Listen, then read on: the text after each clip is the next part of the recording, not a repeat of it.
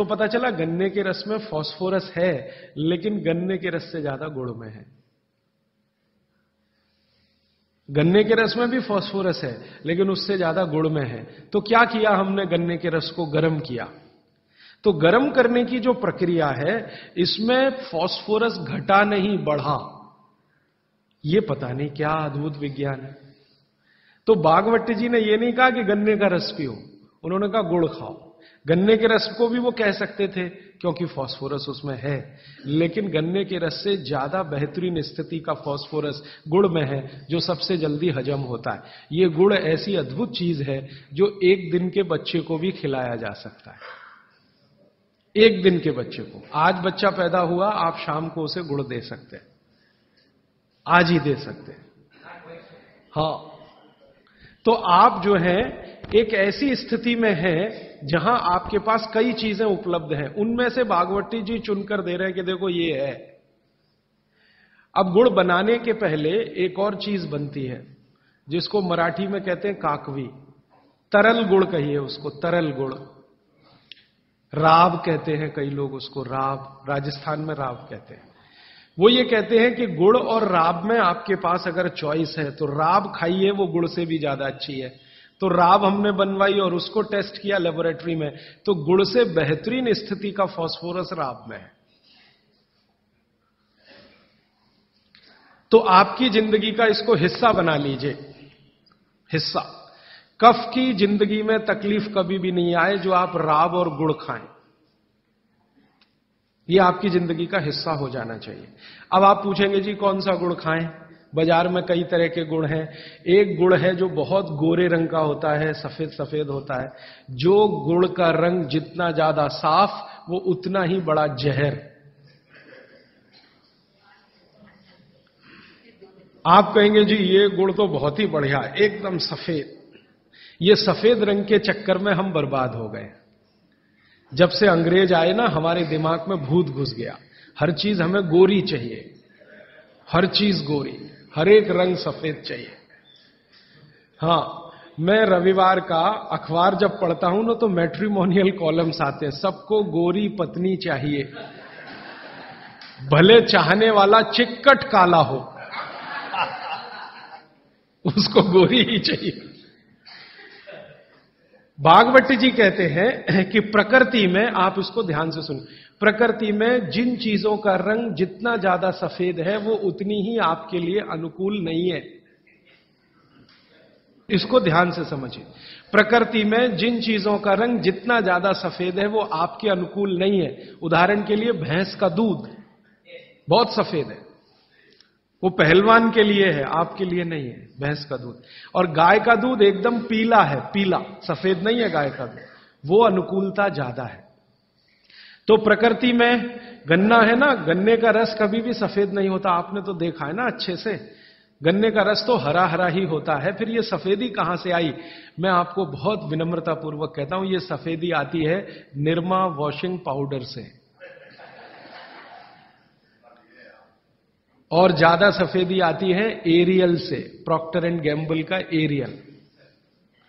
और आपको अब मैं जो कहने जा रहा हूं वो आप कभी विश्वास करें या ना करें, लेकिन सच यही है कि गुड़ बनाने वाले आपका जो सफेदी का लालच है ना, सफेदी के प्रति आपका मोह, उसको ध्यान में रखते हुए इतना निरमा डालते हैं, इतना वॉशिंग पाउडर उसमें डालते हैं गन्ने के रस में, कि वो गुड़ का रंग ही बदल जाता है। तो ये सफेद गुड़, एकदम व्हाइट कलर का गुड़, ये तो बहुत ही खतरनाक है, बहुत ही खराब है। इसको तो गलती से भी छूइए मत। तो फिर आप कहेंगे जी गुड़ कौन सा अच्छा है? गुड़ का जो नेचुरल कलर है वो वही है जो चॉकलेट का होता है। चॉकलेट आपने देखी है, जिस रंग की चॉकलेट है, रंग वही गुड़ का सबसे अच्छा। तो गुड़ खरीदते समय ध्यान रखिए, तांबई कलर का, जिसको हम कहते हैं तांबई कलर, कॉपर कलर का जो गुड़ है, वो दुनिया का सबसे अच्छा गुड़ है।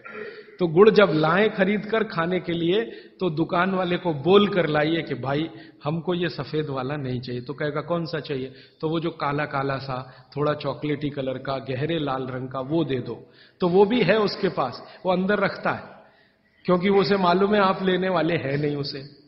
तो वो अंदर रखता तो है, आप जब मांगोगे तो वो वही लेके आएगा।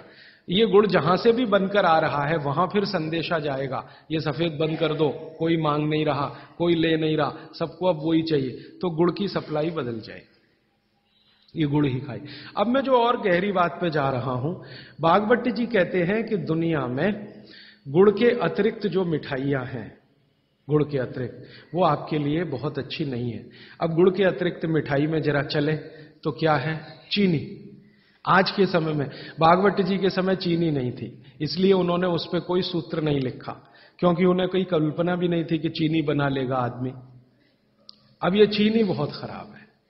चीनी और गुड़ का एक ही रॉ मटेरियल है, आप जानते हैं, गन्ने के रस में से ही चीनी बनती है और गन्ने के रस में से ही गुड़ बनता है। बस दो अलग अलग सभ्यताओं का इसमें फर्क है। एक है सभ्यता यूरोप और अमेरिका की, जहां से चीनी आई, और दूसरी सभ्यता है भारत की, जहां से गुड़ आया। एक ही रॉ मटेरियल है, एक ही रॉ मटेरियल है। चीनी बनाने के लिए भी गन्ने का रस ही लगता है, गुड़ बनाने के लिए भी गन्ने का रस ही लगता है। और थोड़ा सा आगे बढ़े कि एक ही रॉ मटेरियल है गेहूं का आटा, जिससे रोटी भी बनती है, पूड़ी भी बनती है, पराठा भी बनता है, उसी से पाव रोटी भी बनती है और डबल रोटी भी बनती है। ठीक है, सभ्यताओं का अंतर है, रॉ मटेरियल सेम है। गेहूं का आटा वो हिंदुस्तान में भी है, वो अमेरिका में भी है, वो कनाडा में भी है, वो भारत में भी है, लेकिन वो गेहूं के आटे से बनाते हैं पाव रोटी और डबल रोटी। हम गेहूं के आटे से बनाते हैं रोटी, पूड़ी या पराठा या आदि आदि बहुत सारी चीजें। अंतर क्या है जी? अंतर प्रोसेस का है, प्रक्रिया का अंतर है, प्रक्रिया का अंतर है। रॉ मटेरियल सेम है, एंड प्रोडक्ट भी सेम है, खाए जाने के लिए बन रहा है, लेकिन प्रक्रिया अलग अलग है। वो रोटी बनाएंगे तो पहले आटे को सड़ाएंगे, फर्मेंट करेंगे, और आटे को सड़ा सड़ा के पुराना पुराना कर करके फिर उसमें से पाव रोटी ही बनेगी। रोटी तो बन नहीं पाएगी, क्योंकि आटे के फर्मेंटेशन के बाद रोटी बनना मुश्किल होता है उसमें। और हम आटे को पानी में गूंदेंगे और तत्काल उसकी प्रक्रिया करके रोटी बना लेंगे। वो प्रक्रिया नहीं कर पाते, क्योंकि उनको कोई सिखाने वाला नहीं, कोई यूनिवर्सिटी नहीं, कोई कॉलेज नहीं। इसी तरह से उनके यहां शक्कर में होता है कि गन्ने के रस को, कई देशों में गन्ना उत्पन्न होता है, ब्राजील में, मैक्सिको में वगैरह वगैरह, तो वो गन्ने के रस को प्रोसेस करते करते चीनी बना लेते हैं। हम चीनी की तरफ नहीं गए, हमने गुड़ ही बनाया, क्योंकि चीनी बनते ही, अब आप ध्यान देना जो मैं कहने जा रहा हूं, चीनी बनते ही फास्फोरस खत्म होता है। चीनी बनते ही फास्फोरस खत्म होता है, और आपको चाहिए फास्फोरस कफ का शमन करने के लिए।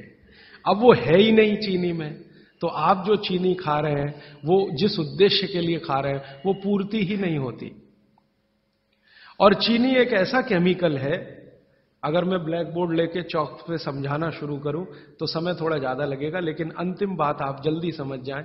चीनी जब आपके शरीर में जाती है और ये टूटती है, हर चीज अंदर जाके टूटती है, माने पचती है, तो इसके सबसे अंत में जो बनता है वो एसिड है। और गुड़ जब शरीर में जाता है और टूटता है तो इसके सबसे अंत में जो बनता है वो क्षार है। अब मैंने आपसे थोड़े दिन पहले कहा था, पता नहीं याद है कि नहीं, पेट में हमेशा अम्ल है, ठीक है। अब पेट में तो अम्ल पहले से है ही, प्रकृति का दिया हुआ। आपने चीनी खाई, चीनी में से भी अम्ल ही निकला, तो अम्ल तो बढ़ गया ना जरूरत से ज्यादा। और ये बढ़ा हुआ अम्ल अगर पेट में आपके है तो ये खून में भी जाएगा, आप इसे रोक नहीं सकते, क्योंकि पेट में जो है वो खून में भी जाएगा।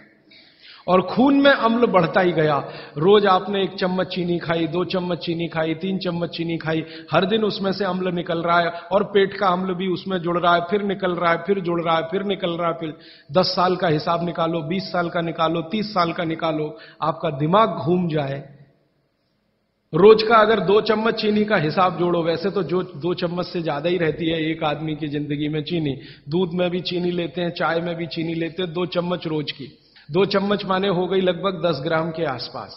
तो 10 ग्राम चीनी रोज की, 1 साल में कितनी, 10 साल में कितनी, 30 साल में कितनी, 40 साल में कितनी, हिसाब निकालोगे ना तो मरते समय तक 1 बोरा चीनी तो कोई भी खा लेता है, 100 किलो तक। अब इतनी चीनी खा के जो एसिड बनेगा वो कहां जाएगा?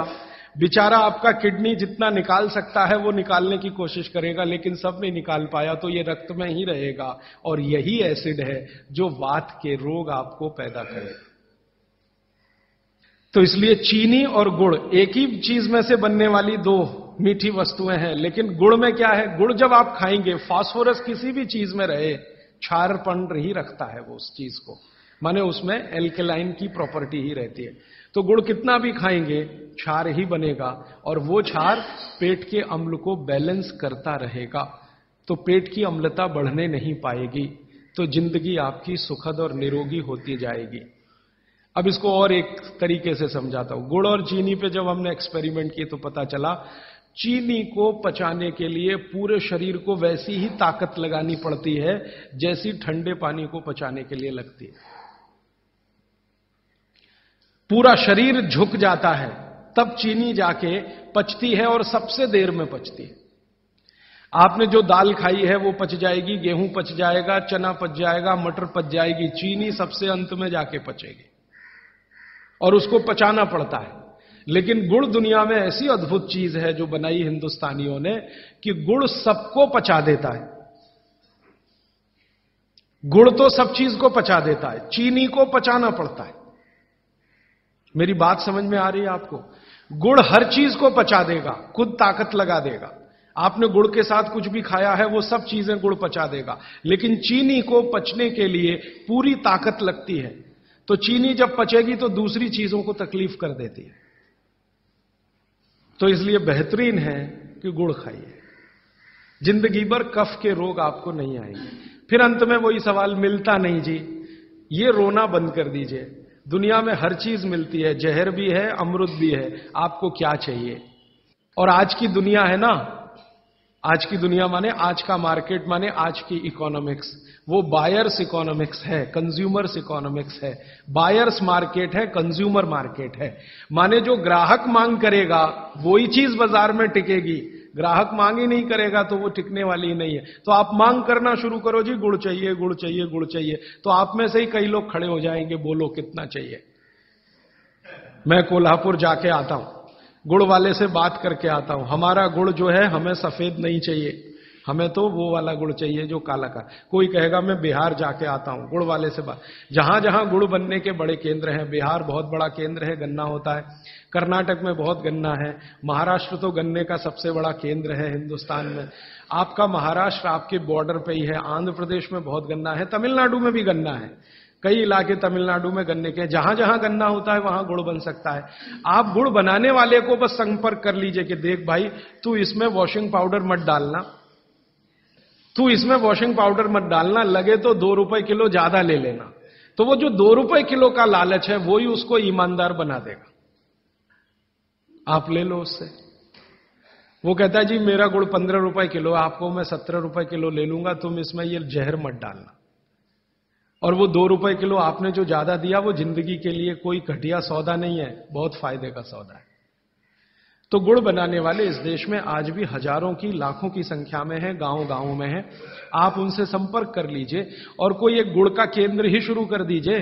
आपके आपस में सब लोगों को जितने कम